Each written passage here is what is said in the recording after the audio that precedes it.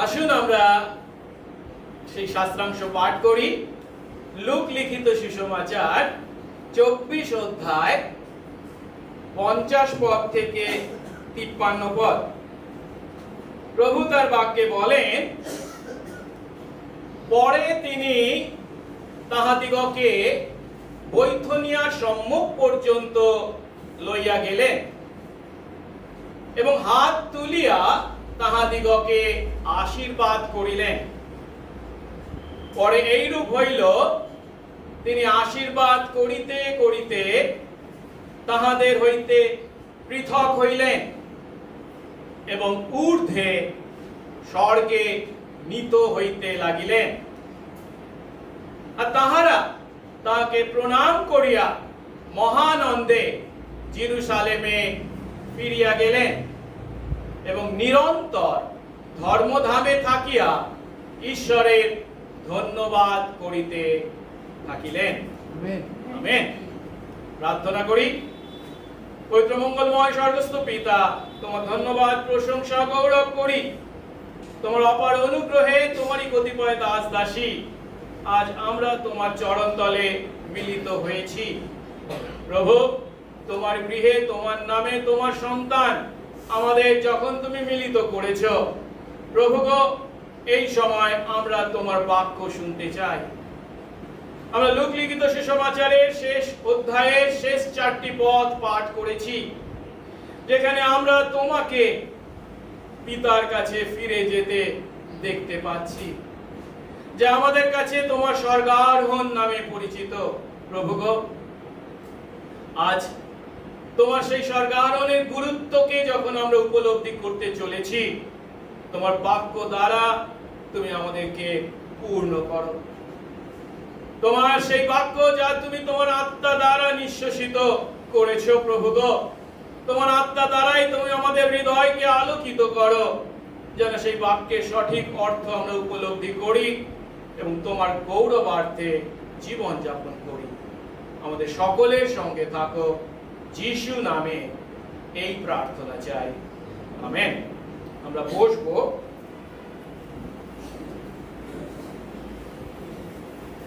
আমরা লুক লিখিত সুসমাচার থেকে শিখছি এবং লুকের লেখা এই সুসমাচারে আমরা যিশুর জন্মকে, তার জীবনকে, তথা পার্থিব জীবনকে, তার কাজকে, তার মৃত্যুকে, তার পুনরুত্থানকে দেখেছি এবং আজ আমরা তার সেই পার্থিব জীবনে শেষ ঘটনা তথা স্বর্গারোহণকে দেখতে চলেছি।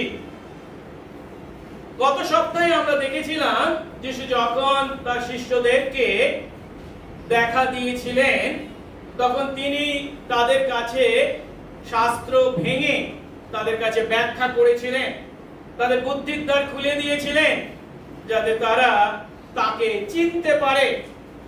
পুরাতন নিয়ম তথা শাস্ত্রের দৃষ্টিকোণ থেকে তিনিই যে সেই মসীহ, সেই প্রতিজ্ঞাত খ্রিস্ট, তাতে বিশ্বাসে, তার গৌরবার্থে আগামী দিনে তার পরিচর্যা কাজ সাধন করে। এখন সেই সময় যখন তিনি তাদের কাছে শাস্ত্র ব্যাখ্যা করেছিলেন, সেই শাস্ত্র ব্যাখ্যার মধ্যে আমরা দেখেছিলাম লুক 24 অধ্যায় 46 এবং 47 পদে পাপী মানুষ আমাদের পরিত্রাণের জন্য ঈশ্বরের পরিকল্পনাকে যিশু সংক্ষিপ্ত আকারে প্রকাশ করেছেন, যা সমগ্র বাইবেল তথা পুরাতন নিয়ম তথা নতুন নিয়মের শিক্ষা। আর সেটি কি? প্রথমত, খ্রিস্টকে দুঃখ ভোগ করতে হবে। দ্বিতীয়ত, তৃতীয় দিনে মৃতদের মধ্য থেকে তাকে উঠতে হবে। এবং তৃতীয়ত, পাপ থেকে মুক্তির জন্য মন পরিবর্তনের এই সুসমাচার সমস্ত জাতির কাছে প্রচার করতে হবে। এখন যিশু তার এই পৃথিবীর মাটিতে আগমনের মাধ্যমে এবং 33 বছরের সেই জীবনের মাধ্যমে প্রথম দুটি কার্য পূর্ণ করেছেন। তিনি তাদের কাছে প্রচার করেছেন তথা তাদের জন্য যে মৃত্যু তার পাওনা ছিল সেই মৃত্যু তিনি ভোগ করেছেন এবং তিনি যখন নিজেকে তাদের পরিবর্তে প্রায়শ্চিত্ত বলি হিসাবে উৎসর্গ করেছেন, পিতা ঈশ্বর তার দ্বারা সন্তুষ্ট হয়েছেন, তাই তিনি তাকে মৃতদের মধ্য থেকে পুনরুত্থিত করেছেন। অর্থাৎ তৃতীয় দিনে যে তাকে উঠতে হবে তাও পূর্ণ হয়েছে। এখন বাকি আছে তৃতীয় বিষয়টি, তা হলো পাপ থেকে মুক্তির জন্য মন পরিবর্তনের কথা সমস্ত জাতির কাছে প্রচার করতে হবে। এখন এই সুসমাচার প্রচারের কাজ, সমস্ত জাতির কাছে প্রচারিত হওয়ার যে কাজ, যে শিষ্যদের দ্বারা প্রচারিত হতে চলেছে, শিষ্যদের দ্বারা সাধিত হতে চলেছে, সেই কাজ পূর্ণ করবার জন্য তাদেরকে সক্ষম করার প্রয়োজন ছিল। কারণ তারা যখন তাকে খ্রিস্ট এবং মসিহ হিসাবে চিন্তা করেছিল, তখন ভেবেছিল তিনি একজন রাজনৈতিক বা সামরিক নেতা হয়ে তাদেরকে রোমীয়দের পরাধীনতা থেকে উদ্ধার করতে চলেছেন। কিন্তু তিনি যে তা নন, তা তিনি তাদের কাছে প্রমাণ করলেন। যদিও কিন্তু তারা কি দেখছে, তাদের প্রভু তো মারা গেছে। তাহলে তিনি কি সত্যি খ্রিস্ট ছিলেন? শুধু তাই নয়, ইহুদিদের পুরাতন নিয়মের দৃষ্টিকোণ থেকে চিন্তা করলে তিনি আবার কিভাবে মারা গেছেন? ক্রুশবিদ্ধ হয়ে, গাছে ঝুলিয়ে তাকে মারা হয়েছে, যার অর্থ তিনি হচ্ছেন শাপগ্রস্ত। একজন ইহুদির চিন্তা থেকে তিনি কিভাবে প্রভু হতে পারেন, খ্রিস্ট হতে পারেন, মসিহ হতে পারেন?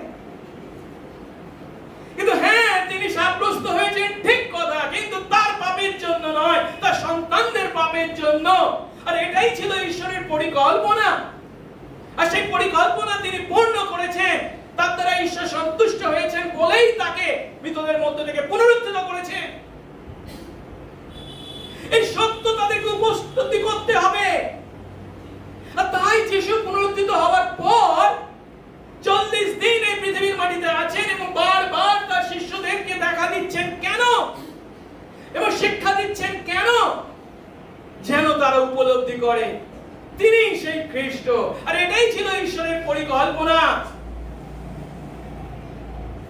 যা তিনি পূর্ণ করেছেন। অর্থাৎ এই পুনরুত্থানের সত্য বাস্তবতা যাতে তারা উপলব্ধি করে, যিশু এই 40 দিন ব্যবহার করলেন তাদের মনের সমস্ত সন্দেহ, সমস্ত প্রশ্ন দূর করে দিতে। এখন 3 দিন ধরে এই কাজ তিনি করেছেন। তাই এখন সেই শিষ্যরা নির্ভয় এবং নির্দ্বিধায় এই যে তৃতীয় কাজটি, পাপ থেকে মুক্তির জন্য মন পরিবর্তনের কথা সমস্ত জাতির কাছে প্রচার করতে সক্ষম। আর তাই এখন সময় হয়েছে যিশুর তার পিতার কাছে ফিরে যাওয়ার, যার মৃত্যুর পূর্বে যিশু তার শিষ্যদেরকে বলেছিলেন তা তিনি পূর্ণ করতে চলেছেন। অর্থাৎ পিতার কাছে ফিরে যেতে চলেছেন, যাকে আমরা স্বর্গারোহণ, যিশুর স্বর্গারোহণ বলে থাকি। এখন আমরা যদি আমাদের খ্রিস্টীয় ক্যালেন্ডারকে চিন্তা করি, খ্রিস্টিয়ান ক্যালেন্ডারকে যদি চিন্তা করি, খ্রিস্টীয় ক্যালেন্ডারে বিভিন্ন দিন আছে। তাদের মধ্যে বেশি করে গুরুত্বপূর্ণ দিন হিসাবে আমরা দেখি বড়দিনকে, তারপরে পুণ্য শুক্রবারকে, বা তারপরে পুনরুত্থানকে, তারপরে পঞ্চাশপ্তমীকে। কারণ আমাদের মণ্ডলীর ইতিহাসে তথা যিশুর পার্থিব জীবনের পরিচর্যা এগুলি খুব গুরুত্বপূর্ণ একটি ঘটনা। বড়দিন যখন যিশু এই পৃথিবীর মাটিতে সেই অনাদি অনন্ত ঈশ্বরের পুত্র আবির্ভূত হয়েছিলেন, পুণ্য শুক্রবার যেদিন তিনি ক্রুশে মারা গিয়েছিলেন, আমাদের পাপের জন্য প্রায়শ্চিত্ত সাধন করেছিলেন, পুনরুত্থান তার 3 দিন পর তিনি যখন মৃতদের মধ্য থেকে উঠেছিলেন, পঞ্চাশপ্তমী তার প্রতিজ্ঞা মতো পবিত্র আত্মার অবতরণ ঘটেছিল। কিন্তু এই উৎসব মুখর দিনগুলির মধ্যে বা বিশেষ বিশেষ দিনগুলির মধ্যে আমরা যিশুর স্বর্গারোহণকে দেখতে পাই না, বা সেই দিনকে আমরা আলাদা করে বিশেষ গুরুত্ব দিই না। কিন্তু যিশুর স্বর্গারোহণের গুরুত্বকে উপলব্ধি করতে চলেছি, তখন আমরা উপলব্ধি করব যে না, আমাদের পাপ থেকে পরিত্রাণের জন্য যিশুর স্বর্গারোহণ কতখানি গুরুত্বপূর্ণ ছিল। এখন আজ যে মূল শাস্ত্রাংশকে ভিত্তি করে আমরা তা শিখবো, আমরা একটু আগে পাঠ করেছি লুকের সুসমাচারের শেষ 4টি পদ, অর্থাৎ 24 অধ্যায় 50 থেকে 53। কিন্তু তার সঙ্গে সঙ্গে আরো দুটি শাস্ত্রাংশ আমাদের একটু দেখা প্রয়োজন আছে। প্রথমটি হচ্ছে মার্ক 16 অধ্যায় 19 এবং 20 পদ, যেখানে যিশুর স্বর্গারোহণকে বর্ণনা করতে গিয়ে মার্ক এমন কথা লিখেছেন, তাদের সঙ্গে তথা শিষ্যদের সঙ্গে কথা বলার পর যিশু ঊর্ধ্বে স্বর্গে গৃহীত হলেন, তার স্বর্গারোহণ ঘটল এবং তিনি ঈশ্বরের দক্ষিণে বসলেন। আর তারা অর্থাৎ তার শিষ্যরা প্রস্থান করে সর্বত্র প্রচার করতে লাগলেন এবং প্রভু সঙ্গে সঙ্গে কাজ করে অনুবর্তী চিহ্ন সমূহ দ্বারা সেই বাক্য মানে তারা যা প্রচার করছে সেই প্রচারের বাক্যকে সব প্রমাণ করলেন। আমেন। একই সঙ্গে আমরা প্রেরিত 1 অধ্যায় 9 থেকে 12 পদটাকেও এই সময় একটু পাঠ করি। আর সেখানে বলা হয়েছে, এই কথা বলার পর তিনি তাদের দৃষ্টিতে ঊর্ধ্বে নীত হলেন, অর্থাৎ তার স্বর্গারোহণ কিভাবে ঘটেছিল আবার লূক তার বর্ণনা করছেন প্রেরিত 1 অধ্যায়ে। বলছে, একটি মেঘ তাদের দৃষ্টিপথ থেকে তাকে গ্রহণ করলো, তিনি যাচ্ছেন আর তারা আকাশের দিকে এক দৃষ্টে চেয়ে আছেন। এমন সময় দেখো সাদা কাপড় পরিহিত 2 পুরুষ তাদের কাছে দাঁড়ালেন আর তারা বললেন, গালিলীয় লোকেরা, তোমরা আকাশের দিকে দৃষ্টি করে দাঁড়িয়ে আছো কেন? এই যে যিশু তোমাদের কাছ থেকে স্বর্গে উঠতে নীত হলেন, তাকে যে রূপে স্বর্গে গমন করতে দেখলে সেই রূপে উনি আগমন করবেন। তখন তারা জৈতুন নামক পর্বত থেকে জেরুসালেমে ফিরে গেলেন। সেই পর্বত জেরুসালেমের কাছে বিশ্রামবারের পথ। এই দুটো শাস্ত্রাংশকে আমরা মাথায় রেখে আমাদের যে মূল শাস্ত্রাংশ অর্থাৎ লুক 24 অধ্যায় 50 থেকে 53 পদ, তাকে ভিত্তি করে যিশুর স্বর্গারোহণের গুরুত্বকে আমরা উপলব্ধি করব। 3টি ধাপে আমরা দেখব শিষ্যদের প্রতি যিশুর আশীর্বাদকে, যা 50 এবং 51 পদে বলা হয়েছে। তবে যিশুর প্রতি শিষ্যদের প্রতিক্রিয়া, যিশু যখন যে আশীর্বাদ করেছিলেন তার শিষ্যদেরকে, তখন তাদের প্রতিক্রিয়া 52-53 পদ এবং যিশুর স্বর্গারোহণের তাৎপর্যকে সামগ্রিক অর্থে আমরা উপলব্ধি করব। প্রথমে আমরা দেখি যিশুর এই শিষ্যদের প্রতি যিশুর আশীর্বাদ। লূক যে সুসমাচার লিখেছেন, যদিও আমাদের কাছে একটাই সুসমাচার নামে পরিচিত, লূকের লেখা সুসমাচার বলে আমরা বলে থাকি, কিন্তু লূক প্রথমে যখন লিখেছিলেন তখন সেই সুসমাচারের 2টি খণ্ড ছিল।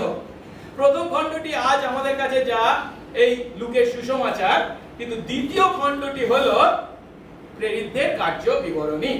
কিন্তু আমরা প্রেরিতদের কার্য বিবরণীকে তার সুসমাচারের দ্বিতীয় খণ্ড না বলে আলাদা পুস্তক হিসাবে প্রেরিত পুস্তক বলে থাকি।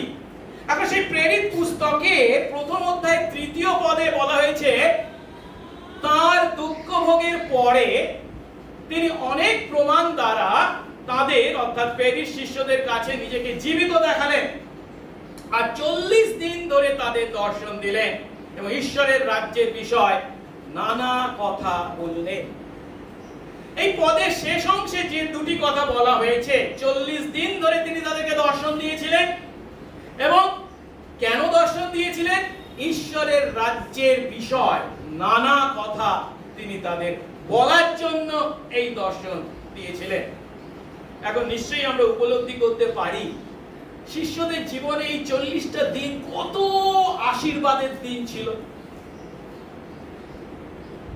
কারণ এই 40 দিন ধরে যে তিনি ইন্টেন্সিভ স্টাডি তাদেরকে দিয়েছেন, যে শিক্ষা দিয়েছেন, তার মাধ্যমে সেই ঈশ্বরের রাজ্যে গোড়া থেকে শেষ পর্যন্ত সমস্ত কথা তিনি তাদেরকে খুলে বলেছেন, যার ফলস্বরূপ তাদের চোখ খুলে গেছে, তাদের মধ্যে দৃঢ় বিশ্বাস উৎপন্ন হয়েছে, তাদের হৃদয় উত্তপ্ত হয়েছে, তারা পরিষ্কার দেখতে পাচ্ছেন যিশুকে, তার ব্যক্তিত্বকে, যিশু কেন এসেছিলেন, কি কাজ করেছেন তাও তারা স্পষ্ট দেখতে পাচ্ছে। যিশুর মৃত্যুতে যদিও তাকে বা মৃত্যুর পূর্বে তারা তাকে ভুল বুঝেছিল, তাদের দৃষ্টিকোণ থেকে, তাদের চিন্তাধারা থেকে তাকে মনে করেছিল, ধারণা থেকে। কিন্তু যখন তিনি মারা গেলেন তখন তাদের সেই সমস্ত চিন্তা ভেঙে গেছে এবং সমস্ত আশার মুখে ছাই পড়েছে, আর তাই তারা কিছু বুঝে উঠতে পারছিল না। তাদের মধ্যে হাজার প্রশ্ন, সন্দেহ উকি মেরেছিল।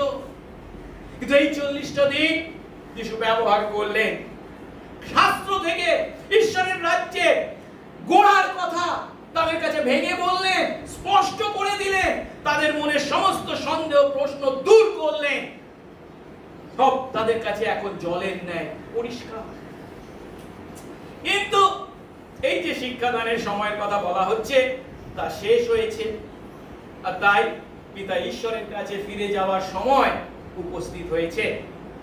আমরা জানি যিশু পুনরুত্থিত হয়েছিলেন কবে? সপ্তাহে প্রথম দিন। সপ্তাহের প্রথম দিন মানে কি বার? রবিবার, তাই তো?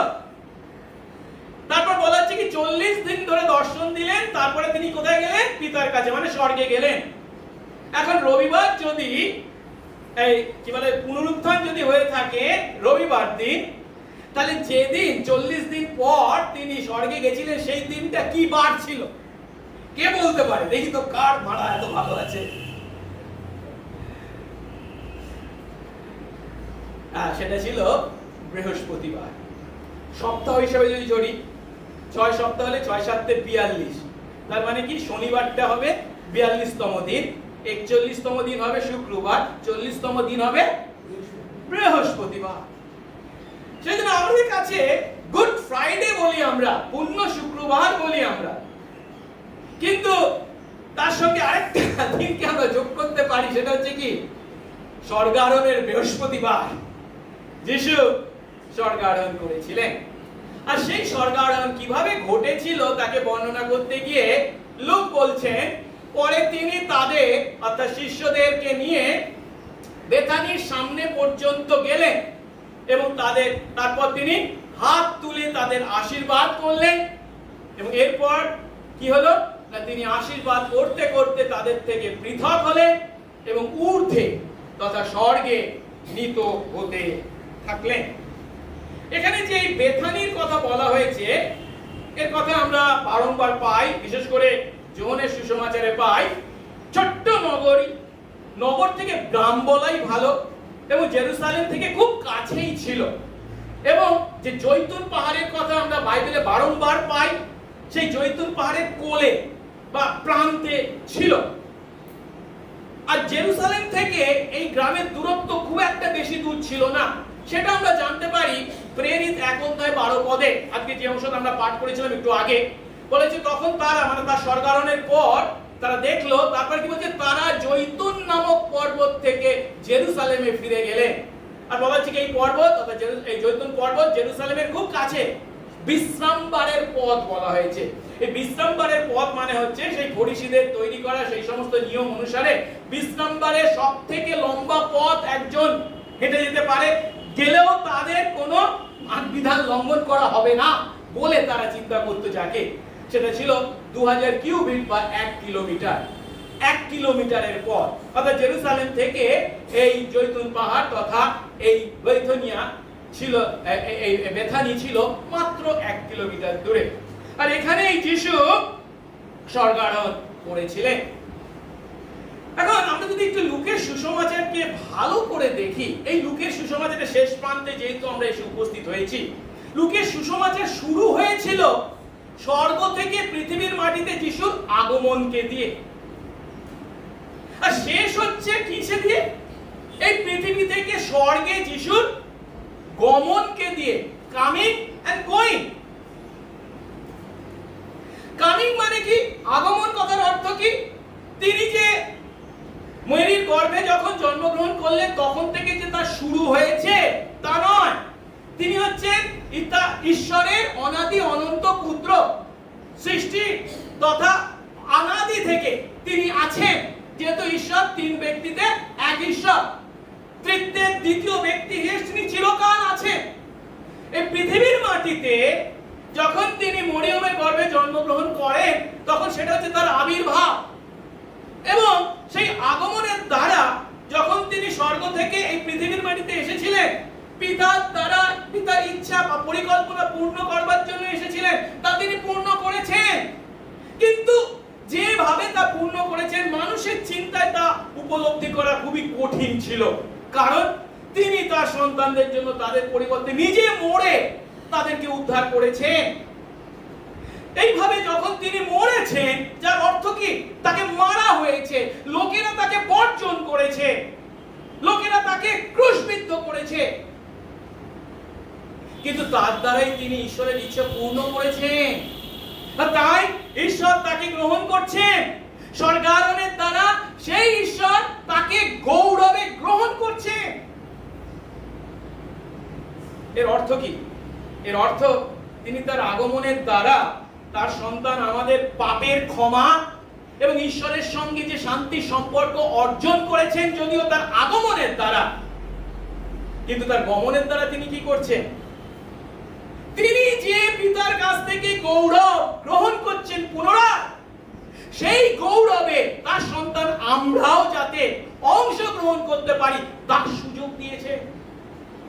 আমরাও একইভাবে তার ন্যায় পুনরুত্থিত হতে এবং স্বর্গে তার সঙ্গে অনন্তকাল কাটাতে চলেছি। এখন যিশু যখন এই যে গমন দিয়ে লুকের সুসমাচারে তার কথা শেষ হচ্ছে, এই গমন করছেন, অর্থাৎ এই পৃথিবী ছেড়ে স্বর্গে ফিরে যাচ্ছেন, তখন তিনি কিভাবে গিয়েছিলেন? লুক বলছেন কি, তিনি হাত তুলে তাদের আশীর্বাদ করলেন। হাত তুলে তিনি তাদের আশীর্বাদ করলেন এবং আরো বলছেন, আশীর্বাদ করতে করতে তিনি পৃথক হলেন এবং ঊর্ধ্বে স্বর্গে নীত হলেন। আশীর্বাদ করতে করতে, অর্থাৎ যিশু তার গমনের সময় তার শিষ্যদের উদ্দেশ্যে হাত তুলে আশীর্বাদ করছেন বা আশীষ বচন উচ্চারণ করছেন। খ্রিস্টীয় মণ্ডলীতে এই আশীষ বচন উচ্চারণটি বা এই প্রথাটি অনেক বছর ধরে চলে আসছে।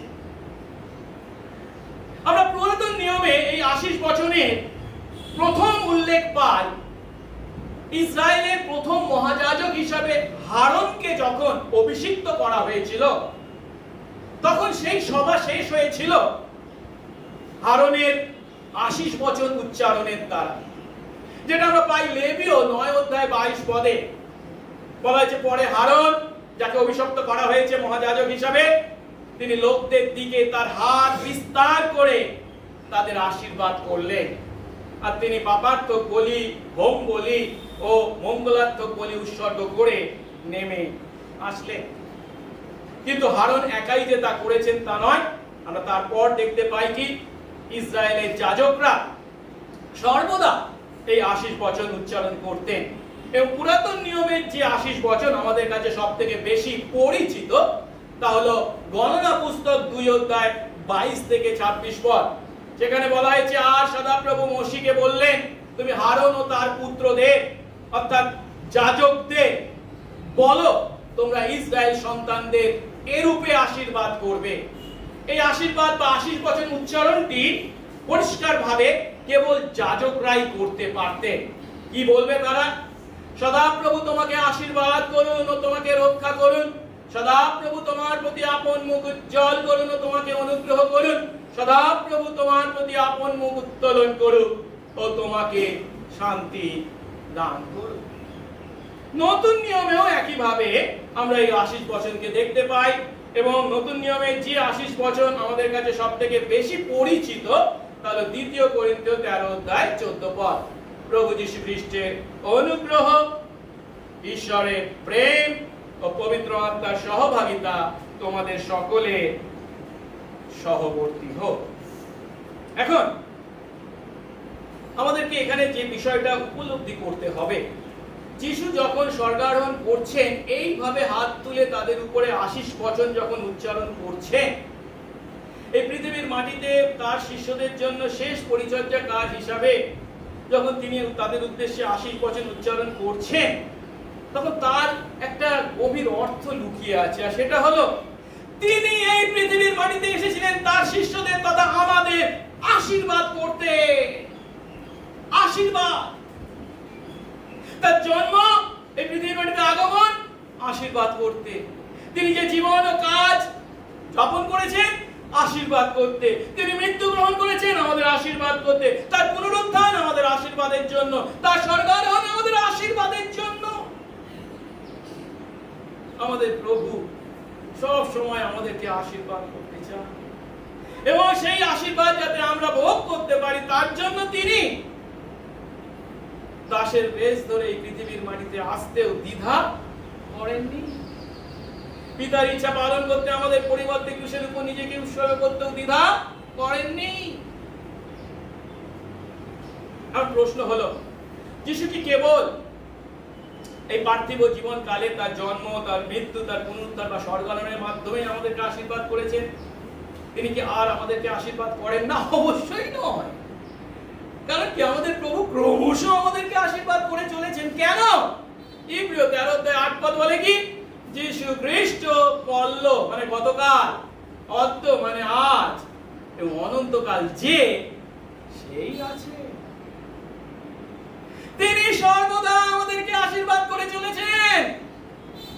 তিনি আমাদেরকে আশীর্বাদ করার জন্য, তার সন্তান যদি আমরা হয়ে থাকি, তার শিষ্য যদি আমরা হয়ে থাকি, সব সময় তিনি তার হাত তুলে আমাদেরকে আশীর্বাদ করে চলেছেন। আর এই কারণে খ্রিস্টীয় মণ্ডলীতে সমস্ত আরাধনা সভা শেষে আশীষ বচনের দ্বারা শেষ করা হয় বা উচ্চারণ করা হয়। কেন? এটা আমাদেরকে উপলব্ধি করতে হবে। আমরা অনেক সময় উপাসনায় যখন যোগ দিই, অনেকে ভাবি আর প্রথম দিকে তো নীরব প্রার্থনা দিয়ে শুরু হয়, তারপরে গান টান হয়, প্রার্থনাটা ওগুলো দরকার নয়। বালক মশাই প্রচারটাই গুরুত্বপূর্ণ। যতক্ষণ প্রচারের আগে ঠিক যাব, আর প্রচারটা শেষ হলেই আমরা চলে যাব। প্রচারের পরেও কিন্তু গান থাকে এবং তারপরে আবার কি থাকে? আশীষ বচনও থাকে। আমাদেরকে মনে রাখতে হবে, আমাদের উপাসনা যখন শুরু হয় সেই নীরব প্রার্থনা দিয়ে এবং শেষ হয় আশীষ বচন দিয়ে। প্রত্যেকটি ভাগই, প্রত্যেকটি অংশই একইভাবে গুরুত্বপূর্ণ। এই আশীষ বচন দিয়ে প্রার্থনা, এই উপাসনা শেষ করা হয়। তার কারণটা হচ্ছে বিশ্বাসীরা মণ্ডলীতে এসেছে, প্রভুর বাক্যের দ্বারা আত্মিক আশীর্বাদ লাভ করেছে বা তার সান্নিধ্যে বিশ্বাসী বর্গ মিলিত ঈশ্বরের আরাধনার মাধ্যমে অনেক আশীর্বাদ লাভ করেছে। তাদেরকে ঈশ্বর ঢেলে দিয়েছেন আশীর্বাদ। কিন্তু এবার তারা কোথায়? জগতে যাচ্ছে। এখন জগতের বুকে গিয়ে, ও মণ্ডলীতে আমি যখন ছিলাম আরাধনায় অনেক আশীর্বাদ পেয়েছি, যদিও এবার জগতে আমাকে আমার শক্তিতে চলতে হবে, আমার ক্ষমতায় জগৎকে জয় করতে হবে। যদি আমরা চিন্তা করি তাহলে আমরা ভুল করব। আর তাই মণ্ডলী থেকে তারা যখন যাচ্ছে, তাদেরকে তৃতীয় ঈশ্বরের ক্ষমতা এবং সেই তৃতীয় ঈশ্বর সর্বদা তাদের সঙ্গে উপস্থিত থাকবেন এই নিশ্চয়তা দিয়ে তাদেরকে পাঠানো হয় এই আশীষ বচনের মাধ্যমে। কারণ যখন কোনো পালক মহাশয় আশীষ বচন উচ্চারণ করেন, তখন তিনি এই যে আশীর্বাদগুলো দেখলাম, পুরাতন নিয়মের আশীর্বাদ আশীষ বচন এবং নতুন নিয়মের আশীষ বচন, এগুলো যে ঈশ্বরের আশীর্বাদ, সেই ঈশ্বরের আশীর্বাদকে পুনরাবৃত্তি করেন, যেন স্বয়ং যিশু তার সেই পেরেকবিদ্ধ ক্ষত হাত, দুই হাত উপরে তুলে তাদেরকে আশীর্বাদ করছেন, তাদের প্রতি অনুগ্রহ বর্ষণ করছেন। কারণ তাদের জীবনে ও কাজে শক্তির প্রয়োজন, তা তিনি দিচ্ছেন। তাদের দুঃখে কষ্টে সান্ত্বনার প্রয়োজন, তা তিনি তাদের দিচ্ছেন। এবং ভবিষ্যতের যে আশার প্রয়োজন, তা তিনি দিচ্ছেন এই আশীষ বচনের মাধ্যমে। সেই জন্য আমাদের মণ্ডল বিশ্বাসী প্রত্যেককে আমি সবসময় অনুরোধ করি, আমরা চেষ্টা করব উপাসনার প্রথম থেকে শেষ পর্যন্ত যেন আমরা উপস্থিত থাকতে চেষ্টা করি। কোনো কারণে আসতে দেরি হয়ে গেছে মানে কি বলে বিরাট বড় একটা অপরাধ হয়ে গেছে এমন চিন্তা করবো না নিশ্চয়ই, কিন্তু আমরা চেষ্টা করবো সব সময়। আসুন এবারে দ্বিতীয় ধাপে যাই। যিশু যখন এইভাবে হাত তুলে তার শিষ্যদেরকে আশীর্বাদ করলেন এবং স্বর্গে উঠে গেলেন, তখন শিষ্যদের প্রতিক্রিয়া কি ছিল, যেটা আমরা একবার আগে আসুন আমরা প্রেরিত 1 অধ্যায় 9-10 পদ দেখি। বলা হয়েছে, এই কথা বলার পর তিনি তাদের দৃষ্টিতে ঊর্ধ্বে নীত হলেন এবং একটি মেঘ তাদের দৃষ্টিপথ থেকে তাকে গ্রহণ করলো। আর কি বলা হয়েছে, তিনি যখন যাচ্ছেন তারা আকাশের দিকে এক দৃষ্টিতে চেয়ে আছে। এমন সময় এক সাদা কাপড় পরিহিত 2 পুরুষ এসে তাদের কাছে দাঁড়াবে এবং বলবে, তোমরা কেন ইত্যাদি। তিনি যেভাবে গেলেন তিনি সেইভাবেই আবার আসবেন। প্রেরিতে লুক লিখেছেন যে তারা আকাশের দিকে এক দৃষ্টিতে চেয়েছিল, কিন্তু লুকের সুসমাচারে লুক আরো কি বলছেন, বলছে আর তারা তাকে প্রণাম করে, বাংলা কেরি অনুবাদে যদিও প্রণাম করে বলা হয়েছে, এটা আরাধনার কথা বলা হয়েছে, তাকে আরাধনা করে মহানন্দে জেরুসালেমে ফিরে গেলেন এবং নিরন্তর ধর্মধামে থেকে অর্থাৎ জেরুসালেম মন্দিরে থেকে ঈশ্বরের ধন্যবাদ করতে থাকলেন। এখন লক্ষ্য করার বিষয় হলো, এখানে কি বলা হয়েছে, তার শিষ্যরা মহানন্দে জেরুসালেমে ফিরে গেলেন। একটু অবাক লাগে নাকি? ধরুন আপনার বাড়িতে আপনার একজন কোনো প্রিয় বন্ধু এসেছে, অতিথি এসেছে বা আত্মীয় এসেছে, তার সঙ্গে কয়েকটা দিন খুব ভালো কাটালেন। এখন তিনি যখন আপনাদের ছেড়ে চলে যান তখন আপনাদের আনন্দ হয়। আমি জানি, আমি ছোটবেলায় আমাদের বাড়িতে যখন কোনো অতিথি আসতো না, 2-3 দিন থাকতো, খুব মজা করতাম। আর তারপরে যখন যাওয়ার সময় হতো আমি তাকে ছাড়তাম না, না তুমি যাবে না, না আর কটা দিন থাকো, পা জড়িয়ে ধরে থাকতাম। আমার মনে আছে। এখানে আমাদেরকে উপলব্ধি করতে হবে, এখানে সেই সমস্ত শিষ্য যাদের চেহারা আগে আমরা দেখেছিলাম কতখানি ভীতু, দুর্বল, কাপুরুষ তারা ছিল, এখন তাদেরকে ছেড়ে তাদের প্রভু স্বর্গে পিতার কাছে ফিরে যাচ্ছেন, যার অর্থ কি তারা আর তাদের প্রভুর শারীরিক উপস্থিতি পাবে না। এর জন্য কোথায় তারা নিরাশাগ্রস্ত হবে তা নয়। কি বলা হয়েছে, তারা মহানন্দে জেরুসালেমে ফিরে গেলেন। তাদের এই আনন্দের পিছনে কারণ কি? বিভিন্ন কারণকে আমরা নির্দেশ করতে পারি, মোটামুটি এগুলোকে আমরা এইভাবে দেখতে পাই কি, তারা আনন্দিত কারণ প্রভুর সম্বন্ধে তাদের সমস্ত বিষয় এখন জলের মতো পরিষ্কার। কেন? প্রভু তাদের বুদ্ধিদ্বার খুলে দিয়েছেন। বুদ্ধিদ্বার খুলে দিয়েছেন মানে কি, তাদের চোখ থেকে ছানি সরে গেছে। যে সমস্ত বিষয় অন্ধকার ছিল সব আলোকিত হয়েছে।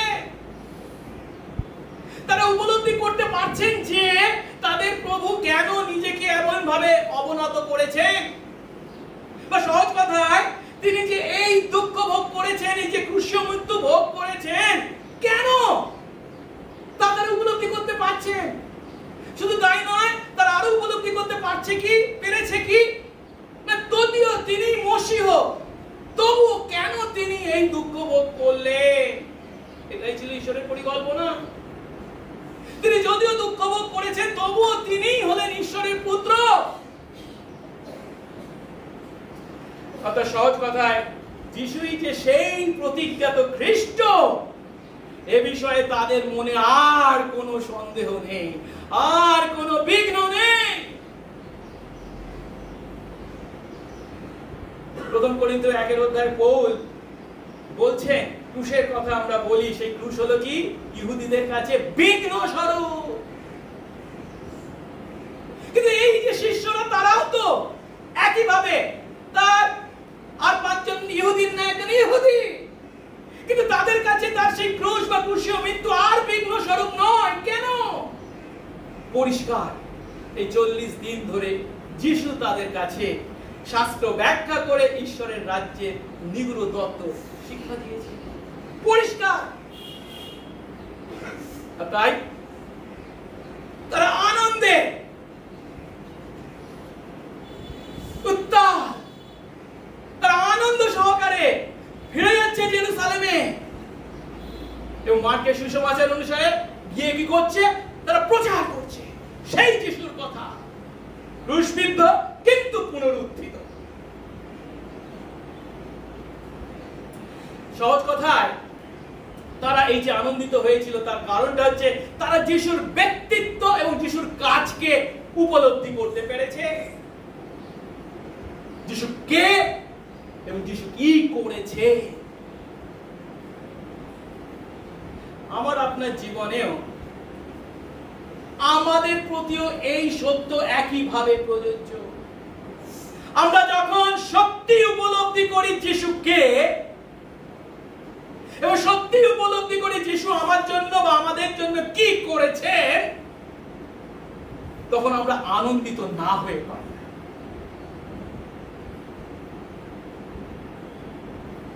আমাদের প্রয়োজন হচ্ছে এই পৃথিবীর মাটিতে চলার পথে আমাদের দৃষ্টিকে খ্রিস্টের প্রতি কেন্দ্রীভূত করা। যখন আমরা তাতে আমাদের দৃষ্টিকে কেন্দ্রীভূত করি, তখন আমরা দেখতে পাই তিনি কে এবং তিনি কি করেছে। আর যখন স্বচ্ছ পরিষ্কার হয়ে যায় তিনি কে এবং তিনি কি করেছেন, তখন আমরা এই পৃথিবীর মাটিতে হাজার দুঃখের মধ্যেও আনন্দ করতে পারি। কিন্তু তার বিপরীত যখন ঘটে, আমরা যখন আমাদের দৃষ্টিকে খ্রিস্ট থেকে সরিয়ে অন্য বিষয়ে প্রতিদিন, তখন আমরা কি দেখতে পাই, আমাদের চারপাশের এই পরিবেশ পরিস্থিতি যা আমাদেরকে কষ্ট দেয়, দুঃখ দেয়। আমরা আমাদের দৃষ্টিকে যখন খ্রিস্ট থেকে সরাই, তখন বিভিন্ন প্রলোভনে আমরা প্রলুব্ধ হই। আমাদের দৃষ্টিকে যখন আমরা খ্রিস্ট থেকে সরাই, তখন শয়তানের মিথ্যায় আমরা বিশ্বাস করি। এটাই সত্য। কিন্তু যখন আবার আমরা আমাদের দৃষ্টিকে খ্রিস্টের প্রতি ফেরাই, তিনি কে তা উপলব্ধি করি এবং তিনি কি করেছেন তা উপলব্ধি করি, তখন আর পরিবেশ পরিস্থিতি সেই প্রতিকূল বিষয় আমাদেরকে কষ্ট দিতে পারে না। সেই প্রলোভনে আমরা প্রলুব্ধ হই না, শয়তানের মিথ্যায় আমরা বিশ্বাস করি। যদি বিশ্বাসী হয়েও আমরা ঈশ্বরের দেওয়া শান্তি বা আনন্দ থেকে বঞ্চিত বলে নিজেদেরকে মনে করি, তাহলে আমাদের প্রয়োজন আছে আমাদেরকে যিশুর প্রতি আমাদের দৃষ্টিকে ফেরানো। তিনি কে, তিনি কি করেছেন, যখন আমরা উপলব্ধি করি, তখনই কেবল আমরা আমাদের সমস্ত দুঃখের উপর জয় লাভ করতে পারি। আসলে এরপরে আমরা শেষ করি যিশুর এই স্বর্গারোহণের তাৎপর্যকে একবার চিন্তা করে। যিশু স্বর্গারোহণের এই তাৎপর্য সম্পর্কে অনেক পুস্তক লেখা হয়েছে, অনেকে অনেক বই লিখেছেন, এবং আমি তাদের সেই সমস্ত বই থেকে কিছু কিছু বিষয়কে আপনাদের কাছে আজ তুলে ধরতে চলেছি। সমস্ত বিষয় যে আমি বলতে পারবো তা নয়, কয়েকটি বিষয়কে আমি তুলে ধরতে চলেছি। প্রথমত, যিশুর স্বর্গারোহণ হলো যিশুর দ্বারা সাধিত পরিত্রাণ কাজের পূর্ণতার পক্ষে প্রমাণ। যিশু যে কাজ এই পৃথিবীর মাটিতে করতে এসেছেন তা যিনি পূর্ণ করেছেন, তার পক্ষে প্রমাণ হচ্ছে তার এই স্বর্গারোহণ। কেন? কারণ আমরা জানি যিশু ক্রুশের উপর থেকে 7টি বাণী বলেছিলেন, তার মধ্যে 6ষ্ঠ বাণীতে কি বলেছিলেন? সমাপ্ত হলো। যে কথার অর্থ কি? তিনি যে কাজ করবার জন্য এসেছিলেন সেই কাজ তিনি পূর্ণ করেছেন। তেতেলেস্তাই, তথা তিনি যে পাপের দেনা শোধ করবার জন্য এসেছিলেন তা সম্পূর্ণভাবে চুকিয়ে দিয়েছেন, তিনি শোধ করেছেন। তাই পাপ থেকে পরিত্রাণ পাওয়ার জন্য আমাদের যা কিছু প্রয়োজন ছিল সেই প্রায়শ্চিত্ত কাজ তা যিশু পূর্ণ মাত্রায় করেছেন। আমাদেরকে সেই কাজের সঙ্গে আর কিছু যোগ করতে হবে না। কিন্তু তিনি যে তা করেছেন, তিনি যে সমস্ত দেনা চুকিয়েছেন, তার প্রমাণই হলো পিতা তাকে সেই গৌরবে গ্রহণ করলেন। স্বর্গারোহণ হচ্ছে তার পক্ষেই প্রমাণ। আর তাই মার্ক কি বলছেন? তাদের সঙ্গে কথা বলার পর যিশু স্বর্গে কোথায়? পিতার কাছে গৃহীত হলেন, এবং আরবে বলা হয়েছে ঈশ্বরের দক্ষিণে বসলেন। হ্যাঁ, তিনি আমাদের পরিত্রাণের কাজ পূর্ণ মাত্রায় যে সাধন করেছেন তার পক্ষে প্রমাণ হলো ঈশ্বর তাকে তার দক্ষিণে বসালেন। আসলে এবারে যিশু স্বর্গারোহণের দ্বিতীয় তাৎপর্যটি উপলব্ধি করি। যিশু স্বর্গারোহণ হলো যিশু দাসের আকারের সমাপ্তি। এ কথার অর্থ কি? আমরা জানি যিশু হলেন ঈশ্বরের অনাদি অনন্ত পুত্র, কিন্তু তিনি যখন দেহায়িত হয়ে ইনকারনেশন মাংসে মূর্তিমান হয়ে এই পৃথিবীর মাটিতে এসেছিলেন, তখন তিনি নিজেকে নিঃস্ব করেছিলেন, দাসের রূপ ধারণ করেছিলেন। যে কথা পৌল ফিলিপিও 2:7-8 পদে বলেছেন কি, তিনি নিজেকে শূন্য করলেন, দাসের রূপ ধারণ করলেন, মনুষ্যদের সাদৃশ্যে জন্মিলেন এবং আকারে প্রকারে মানুষের ন্যায় প্রত্যক্ষ হয়ে নিজেকে অবনত করলেন মৃত্যু পর্যন্ত, এমনকি ক্রুশীয় মৃত্যু পর্যন্ত আজ্ঞাবহ হলেন। এখন এই পদকে ভিত্তি করে অনেকে একটা থিওরি তৈরি করেছে যেটা বলে কেনোসিস থিওরি, মানে রিক্তকরণের তত্ত্ব। সেটা সম্পূর্ণ ভুল শিক্ষা। তারা বলে থাকে যিশু যখন ক্রুশে এই পৃথিবীর মাটিতে এসেছিলেন তখন নাকি তিনি তার ঈশ্বর প্রকৃতিকে ত্যাগ করেছিলেন, ঈশ্বর প্রকৃতিকে তিনি স্বর্গে পিতার কাছে রেখে এসেছিলেন। না না না না, এই শিক্ষা দেওয়া হয়নি এখানে। এখানে যে বলা হয়েছে তিনি ঈশ্বর হয়েও নিজেকে কতখানি নত নম্র করলেন, অবনত করলেন, দাসের রূপ ধারণ করলেন, সেই কথা বলা হয়েছে। কিন্তু এই পৃথিবীর মাটিতে তিনি যে কাজ করবার জন্য এসেছিলেন তার সন্তানদের জন্য পরিত্রাণ কাজ, তা যখন তিনি পূর্ণ করেছেন, এখন তিনি পিতার কাছে যখন ফিরে যাচ্ছেন, তখন তিনি পুনরায় তার সেই গৌরব গ্রহণ করছেন। তাই একাধারে তিনি যখন ফিরে যাচ্ছেন সেই গৌরব যেমন গ্রহণ করছেন, মানে দাসের রূপ যে আকার ধারণ করেছে তার সমাপ্তি ঘটছে, সঙ্গে সঙ্গে স্বর্গে যখন যাচ্ছেন তিনি আগামী রাজা হিসাবে তার রাজত্ব তিনি গ্রহণ করছেন। আর এই কারণেই তিনি দ্বিতীয়বার যখন আসবেন তখন কিন্তু তিনি দাসের বেশে নয়, তিনি আসবেন রাজার বেশে। স্বর্গারোহণের তৃতীয় তাৎপর্য আমরা দেখি, আর সেটি হচ্ছে যিশু স্বর্গারোহণ হলো পবিত্র আত্মার আগমনের প্রতি সংকেত। এই কথার অর্থ কি? আমরা জানি যিশু যখন কুটিরবাস পর্বে অংশগ্রহণ করেছিলেন, সেই কুটিরবাস পর্বের শেষ দিনে তিনি ঘোষণা করেছিলেন, তোমাদের মধ্যে যদি কেউ তৃষ্ণার্ত হও আমার কাছে এসো, আমি তাদেরকে এমন পান করার জল দেবো যে তার হৃদয় থেকে তা প্রবাহিত হবে। তখন তার মাধ্যমে তিনি কি বলেছিলেন, তার অর্থ কি, সেটা যোহন আমাদের জন্য লিপিবদ্ধ করেছেন 7:39 পদে। যারা তাতে বিশ্বাস করত তারা যে আত্মাকে পাবে, পবিত্র আত্মাকে পাবে, সেই পবিত্র আত্মার বিষয়ে তিনি এই কথা বললেন। কেন না, কারণ তখনও পবিত্র আত্মা দত্ত হননি, কারণ তখনও যিশু মহিমা প্রাপ্ত হননি। যিশু তার পার্থিব পরিচর্যা কালে এখনো শেষ হয়নি, তিনি এখনো প্রকৃত অর্থে ঈশ্বর নির্ধারিত মহিমান্বিত হওয়ার ঘটনা তার জীবনে এখনো ঘটেনি, যা তার ক্রুশবিদ্ধ, তার পুনরুত্থান এবং স্বর্গারোহণের মাধ্যমে হতে চলেছে। তাই পবিত্র আত্মা এখনো দত্ত হননি। কিন্তু পবিত্র আত্মা কবে দত্ত হবে? আমরা জানি তিনি শিষ্যদের সঙ্গে তার মৃত্যুর পূর্ব রাতে যখন দীর্ঘ আলোচনা করেছিলেন, দীর্ঘ শিক্ষা দিয়েছিলেন, দীর্ঘ উপদেশ দিয়েছিলেন, সে উপরের কুঠির উপদেশ, তখন তিনি সেখানে তাদেরকে কি বলেছিলেন? যোহন 16:7 পদে বলছেন, তবুও আমি তোমাদের সত্য বলছি, আমার যাওয়া তোমাদের পক্ষে ভালো। আমি তোমাদের ছেড়ে পিতার কাছে যে যাচ্ছি এটা তোমাদের পক্ষে ভালো। কেন? কারণ আমি না গেলে সেই সহায় মানে পবিত্র আত্মা তোমাদের কাছে আসবেন না, কিন্তু আমি যদি যাই তবে তোমাদের কাছে তাকে পাঠিয়ে দেব। যিশু তার ক্রুশীয় মৃত্যু, তার পুনরুত্থান এবং স্বর্গারোহণের মাধ্যমে মহিমান্বিত হয়েছেন, আর তাই তিনি তার প্রতিজ্ঞা পূর্ণও করেছেন। এই স্বর্গারোহণের 10 দিন পরে 50তম দিনে, যেটাকে পঞ্চসপ্তমী বলা হয়, যিশু খ্রিস্ট সেই পবিত্র আত্মাকে আমাদের মধ্যে পাঠিয়েছেন। আসুন এবার আমরা চতুর্থ তাৎপর্যকে দেখি। যিশু স্বর্গারোহণ হলো স্বর্গে বিশ্বাসীদের জন্য স্থান প্রস্তুত করার কাজ। একটু আগে আমি বলছিলাম যিশু তার শিষ্যদের সঙ্গে তার মৃত্যুর পূর্ব রাতে দীর্ঘ উপদেশ দিয়েছিলেন, আর সেই উপদেশের মধ্যে সেই উপরের কুঠরিতে তিনি তাদেরকে আর কি বলেছিলেন? 14 অধ্যায় 1 থেকে 3 পদ, যখন 14 অধ্যায় 1 থেকে 3 পদ, তোমাদের হৃদয় উদ্বিগ্ন না হোক, ঈশ্বরে বিশ্বাস করো, আমাতেও বিশ্বাস করো। আমার পিতার বাড়িতে অনেক বাসস্থান আছে, যদি না থাকতো তোমাদের বলতাম, কারণ আমি তোমাদের জন্য স্থান প্রস্তুত করতে যাচ্ছি।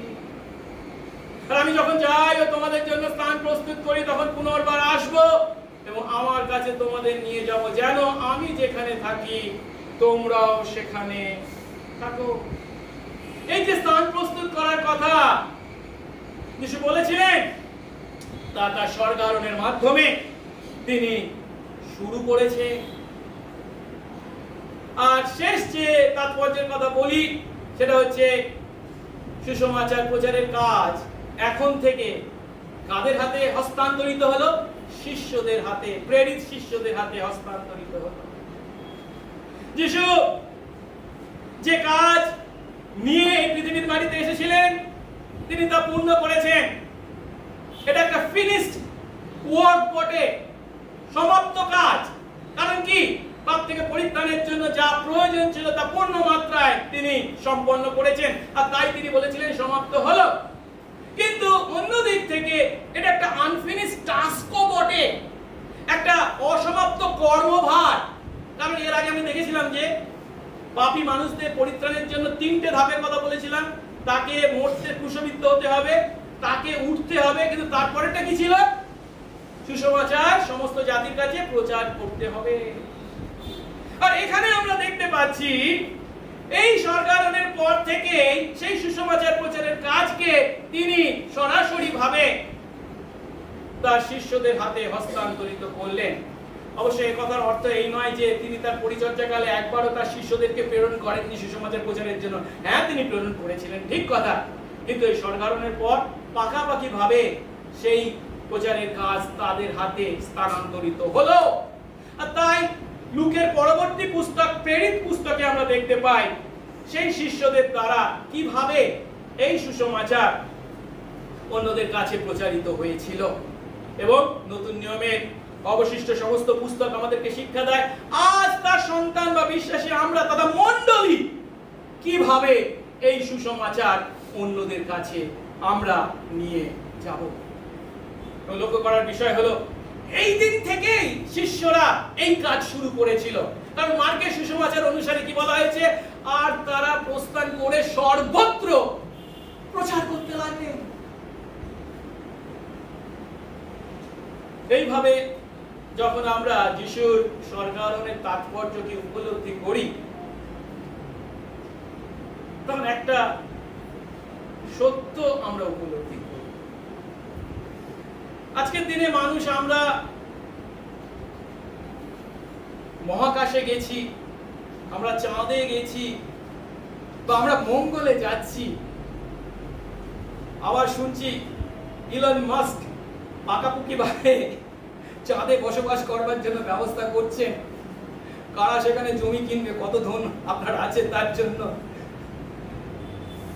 আমরা এই সমস্ত কথাগুলো যখন শুনি, ও মানুষরা কত কি করেছে বলে আমরা চিন্তা করতে পারি।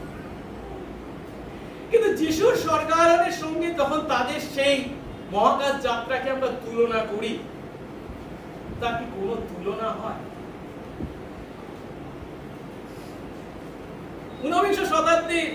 বিংশ শতাব্দীর একজন ব্যাপটিস্ট পাস্টর ছিলেন, তার নাম ছিল ভ্যান্সে হ্যাবনার।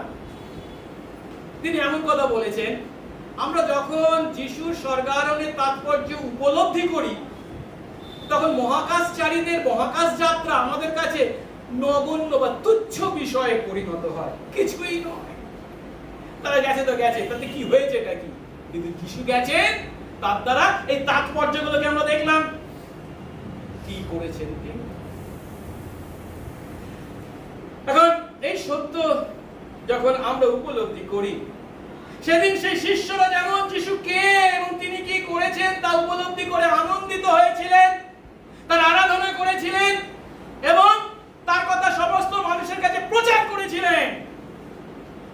আসুন আমরাও যিশু কে, তিনি আমাদের জন্য কি করেছেন তা প্রথমে উপলব্ধি করি এবং তার মাধ্যমে তাকে ধন্যবাদ জানাই এবং তার বাধ্য হয়ে আরাধনা করি এবং তার কথা অন্যদেরকে বলি। কিন্তু যিশু কে, যিশু কি করেছেন তা আমরা জানবো কি করে, উপলব্ধি করবো কি করে? হিমালয়ে গিয়ে বসে ধ্যান করলে জানতে পারবো, নাকি চোখ বন্ধ করে থাকলেই জানতে পারবো? কি উপায় দিয়েছেন আমাদেরকে প্রভু? একটাই, তার বাক্যের দ্বারা আধ্যাত্মিক জ্ঞান লাভ। সেদিন যেমন সে 40 দিন যেমন তিনি তার বাক্য ব্যাখ্যা করে ঈশ্বরের রাজ্যের নিউরতত্ত্ব তাদেরকে শিক্ষা দিয়েছিলেন, আজও ঠিক একইভাবে আমরা যখন গভীরভাবে তার বাক্য অনুসন্ধান করি, অধ্যয়ন করি, তখনই প্রকৃত অর্থে তিনি কে, তিনি কি করেছেন তা আমাদের চোখের সামনে জলের মতো স্বচ্ছ হয়ে যায়। আমাদের প্রয়োজন বাইবেল অধ্যয়নে। বুধবার করে সন্ধ্যাবেলায় আমরা বাইবেল স্টাডি শুরু করেছি গত সপ্তাহ থেকে। আমরা সংখ্যায় খুবই কম, যাদের সময় আছে আমি তাদেরকে অনুরোধ করছি আসুন যোগ দিন। বুধবার বিকাল 5টা থেকে আমরা সেই বাইবেল স্টাডি করে থাকি। এই কারণে পৌল কলসীয় মণ্ডলীর বিশ্বাসীদের জন্য প্রার্থনা করেছেন। সেই প্রার্থনায় তিনি কি বলেছেন? তিনি বলছেন, খ্রিস্টের বাক্য প্রচুর রূপে তোমাদের অন্তরে বাস করুক। খ্রিস্টের বাক্য যদি আমাদের হৃদয়ে না থাকে, আমাদের দৃষ্টিকে আমরা খ্রিস্টের প্রতি কেন্দ্রীভূত করতে পারি না। তিনি কে, তিনি কি করেছেন তা স্মরণ করতে পারি না।